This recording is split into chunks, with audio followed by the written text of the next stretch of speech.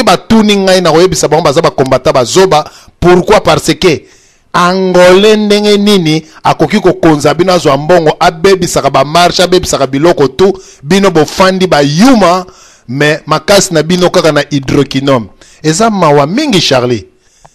Ouais, vous avez raison, non, papa, parce que Makambo na Francfort et Sami mbala liboso yango te, parce que moi si moko sous sotaki kaka na consulat na ambassade na Francfort, moi sur la salle ba bêtise moko na esi obeta déjà histoire yango kaka awa ki akenda ko soba mbongo na ye na Kabila a mobiliser batu balia ba kamundele bakenda na terrain ba beta ba bale balati sa bango ba faresi lokola bana mike et puis moi si wana ye moko na suka na ngwa memeli bango moi coupe apesi bango coupe parce que là ça bango ba médaille lokola bana mike tala ba traitement minene ngana kena na Francfort papa na vana na terrain na moni on a organisé balo na ke mona peut-être taka moi si moko moké asa rwandais a soko tali fasciné pena rwandais mais à mobiliser a tie mbongo a G moi si wana oso tanga pe kombo na yaza na jeep moi atambola ko na ba Francfort mo ba yebi asa ko lati sa ba tata minene penda ba médaille o moni ke tata minene penda petit balé a ye pa te kingo na ye balati si médaille mais la talibo papa na netina lela na bibe mais oyo o asa rwandaise. Et puis, aza ko laisse bango ba kamundele na terrain. A laisse bango ba kamundele ngana zo tala ndenge ba congolais ba so ya ba kamundele baza ko melana ba 20. Datari ngala bi et puis papa bo pele pa telemi. Na zo mona bien ngala bi mais non, en tout cas mais bato yo na ebité donc congolais za mutu ya ko flatter kaka na musunya ntaba. Na musunya ntaba ka ko zuye mbala moko. Ala pesi yo le mususu muninga na wana bo pele pa telemi wana na tango bazo lia kamundele na musunya ntaba. Azana musunya ntaba na yazolia et puis a telemi na ye na musika marge ya lia ki musunya ntaba te mais a telemi na ye bazola tisa rwandais zona zola tisa batu ba médaille ala tisi batu ba médaille équipe e gagner a filmer batu azo filmer pe terrain azo filmer azo ba filmer on a même pas Kabila o tala jour le 30 juin tala fête na organisé na Francfort tala boy na oh mais non na taninga lobi mais ba congolais sans esprit batata minene papa diana nazo websa yo nazo mona pena boye batepe ba kingo na bango basola mamae ado atonga azalaki wapi onga combattant ado atonga azalaki wapi nga combattant ba combattant ya fufu ya nzala bazalaki wapi na banzi pona nini congolais ko kufa kaka na mosuni na munoko na bière na cigarette na maboko Rwandais apesi musuni na bière na cigarette na maboko congolais amipesi nyonso tu mawa toleka na papa na biso don pambo Charlie yozala na biso wana pamba te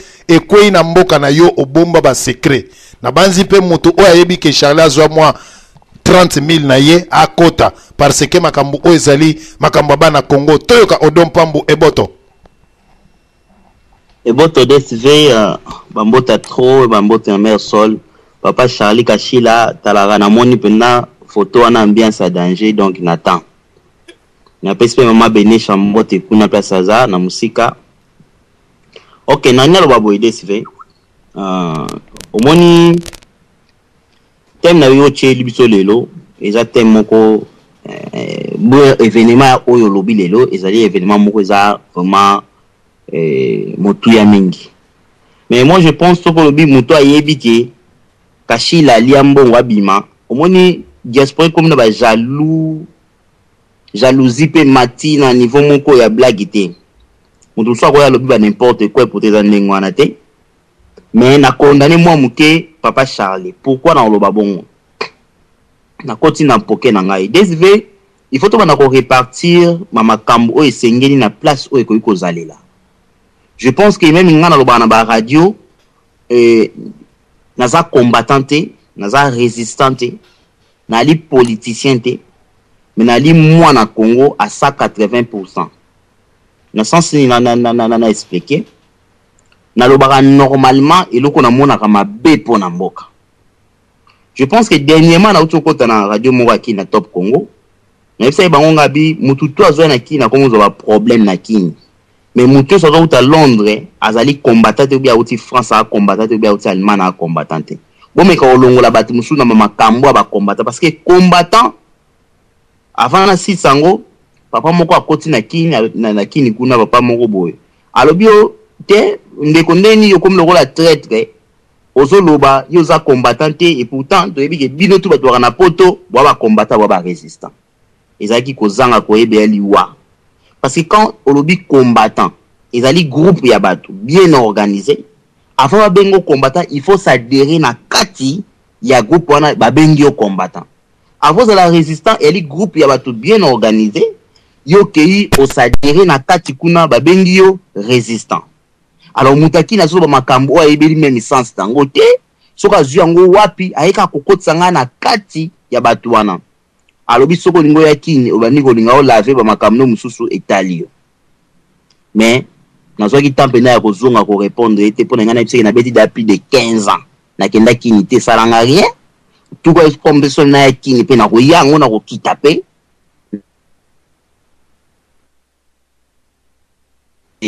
C'est tout. Mais on est allé ni débat sur les lotés. On a fait comprendre différence entre combattants résistants, hommes politiques, pe mutaza ko loba azana opinion ya mboka na ye. Ils allaient différents. Mais lui on connaît pas Charlie comment parce que il a amibengi mazali aza combattant. Abi bien qu'aza combattant. Alors combattant zali na ndenge maba définir ça groupe na bango. Na ndenge maba définir ça groupe na bango. Ezali groupe ya bato baza ko combattre pour la cause moko songolo. Alors résistant azali mutu moko oyo aza ko résister na likambo songolo. Politicien azali mutu azo traiter makambo mboka koza na opposition tout comme koza na majorité ou azali na en place et bazo ko bunda toujours pour na mboka. Mais congolais azali banda azali azo pesa ba vie na e par rapport à nini. Malamu oyo résistant ko sala ya lobi OK na linyango. Malamu combattant sala ya bi alinyango. Soka azali na opposition. Soka azali pour pouvoir en place akoloba na ba résistant ba combattant bo sala mabe na linyango te boye na boye na boye. Différence yango wana bato bazo comprendre te. Vous comprenez? Alors na côté sur papa Charlie Kachila pour na faire comprendre que papa Kachila ezali moi muke erreur. Pourquoi? Parce que vous allez combattant. Ngai na ko sepela nye ezala mutape perde aza congolais. Ngai pe na ali congolais. Tant que moi na Congo to kutani, to pesa nimbote mais to ba vie mon côté par rapport ya choix nae. Là c'est autre chose. Normalement tout ça qu'on se comprendre très bien. Mais ce qui mutu ya kolo mususu na lobi te na loba komba mutu wana parce que ngai nazali na ba preuve wana te ya bino bataliman bolobi yango parce que bana ba preuve kaza angolais. Si réellement aza angolais, là je ne permets pas na un angolais na lobi bien. Ce qui azali angolais, là je ne permets pas à un angolais ou un rwandais ou un burundais à kende kokotisa masolo ya PPRD pour na sima ya souffrance ba congolais. Là ekomi mabe. Alors papa Charlie, ce qui yo mutu oyeba ki kango banda kalwa obetela ki DSVT, c'est que bino ba combattant allemand musala bozo sala les apena moi muke mabe. Pourquoi? Parce que ozo sala musala oyebi que danger za place wana.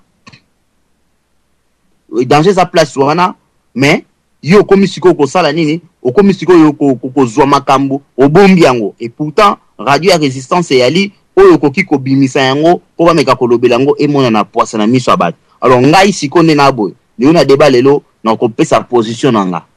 Nga nazali mutu oyo na ko voter nanga Kabila te. Wana te to lobango clair. Pona top on a lobaka ngo ke soka bimaka na ba pourcentage boy na boy c'est que bato ba yi contre bazali. Et ngo te so na bi na ko voter ete nde yango ko bomisa vie nanga non. To sala na liberté, muta pepe da ko zala congolais zo tambola na ye. To ko toucher ete je pense. Mais ça na droit à une opinion na ye. Mais biso oyo to benga mi pe bana Congo to tala politique na musika to ko loba pe ke na lingi opinion na otenga na lingi bo na pese ba argument na nga. Mais na un résistant, un combattant a ko combattre eloko oyo so mona kiza mabe. Donc Charlie Kachila, je pense que yonde il fallait ozo mokumba wana ya ko combattre. So ko combattre eloko wana te ozo mona sur place que soi-disant, très bien, et elle a mal interprété, soi-disant un Angolais, pasteur, à Keinakin, à Zonga Sali mouvement, il y a PPRD en Allemagne, ça veut dire que yo combattant moni, c'est que yo papa Charlie Kachila, pendant le banaba misusu, yo oza combattant moko yanzala. Wa combattant moko ya mwamba na lipa. Pour yo oza mutaba farafa, ngana olobelo farafa parce que oza muto ndi marana o reproche pe onabi ko ozong sa réponse na yo, nango. pourquoi yo signalaki tozo ba papa DSV na kanisa kineti yo ba komelaka yo te. Il faut vérifier l'information comme ça l'information na place yango ko zalela. C'est ça, on a adressé maman na yo pour ba combattant musuna yibi bango te, eza bien te ya muto bo vanda te wani ko lobele tanta ozongo mabe. Donc yango eloko ngana ko loba na yo osali eloko moko ya mabe. Alors pour terminer dans loba ngai na lingi Congolais ou azana ignorance. Akoki kozane mutape PRD, azana ignorance. Toujours la laver cerveau na masolo, ou laver cerveau na affrontement, ndeni ko laver les cerveaux. Ngana combattant na résistante.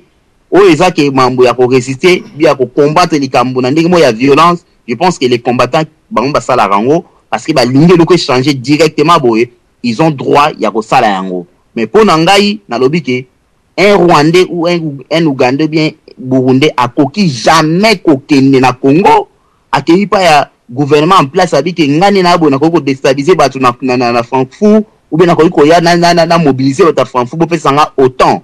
Non. Congo na ko sala yango pour guerre za ba Congolais mais ceux qui étrangers comme ko sala yango pour na bino a trouvé quelque chose eza mabe faiblesse mo ko sala wana pe batebele na ka ODCV basa ko bimela wana. C'est-à-dire que ba combattant ba teleni ba résistant ba teleni et na gouvernement en place ba koluka pe batu ba tchawana pour ba lobela bango afin que pesa mo équilibre moko mutu azo ke na king azo sala corrompu tango zongi oye l'église bandi ko mabatu na kati ya politique bo bandime bazawana na kati église wana ce sont des Congolais des Congolaises ou bien kaka bangolais mutu bakendaka na babiloko wana oyo ya église pour bakende ko ndima ba komata PPD bango nyonso. C'est ça et comme siko louche. Alors ceux qui na Allemagne combat eza bien te, je pense mon ko na bango azali kashila o meka ko komisa maloba na ba combattant ou bien soko yebi bango lokwa bwana organisation pourtant otangi je pense otangi ka kombo à 4 combattants. Donc comme même pas na 5. Siko bozalaka combien oyo yo komika na 4 combattants osuki na 5 te. Alors combattant za na vision aigle.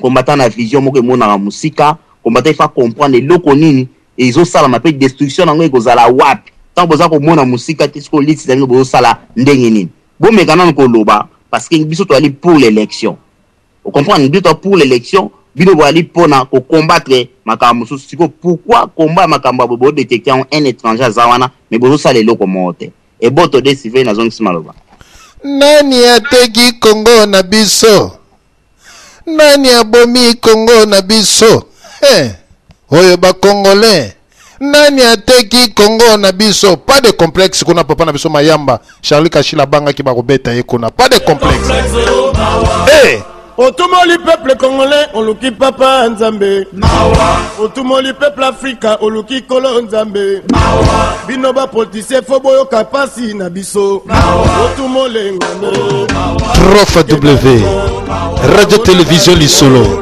votre émission préférée. Ah ouais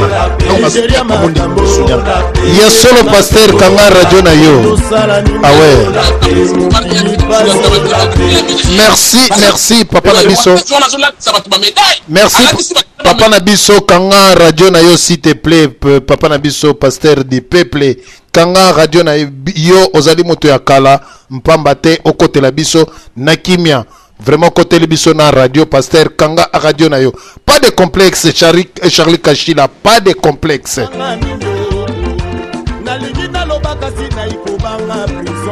Il y a solo Charlie Kashila alingi po loba azako banga batu ya Francfort bako beta ye mais loba Charlie loba nini loba Charlie ozo banga nini oh anga ye bangolais bako beta ye oh na Francfort eza ya kobeba ya koyinda masole bebi